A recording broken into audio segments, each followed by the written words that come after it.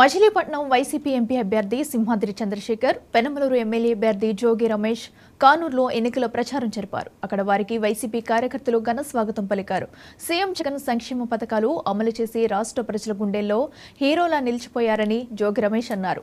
అమలు కాని హామీలు ఇవ్వడంలో చంద్రబాబు దిట్ట అంటూ ఎద్దేవా చేశారు. సూపర్ 6 అంటూ ప్రజలను మరోసారి మోసం చేయడానికి చంద్రబాబు బయలుదేరారని విమర్శించారు.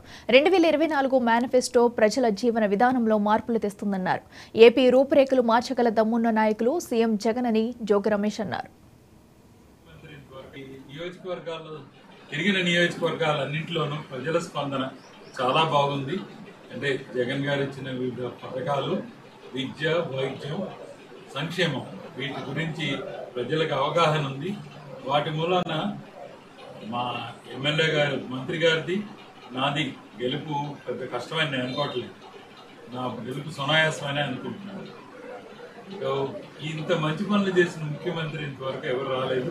ఎందుకంటే ఈ ఒక్క నియోజకవర్గానికి ఆల్మోస్ట్ 2,000 కోట్ల రూపాయలు గత 5 సంవత్సరాల్లో సంక్షేమం కింద అందించారు. కాబట్టి ఈ గెలుపు అనేది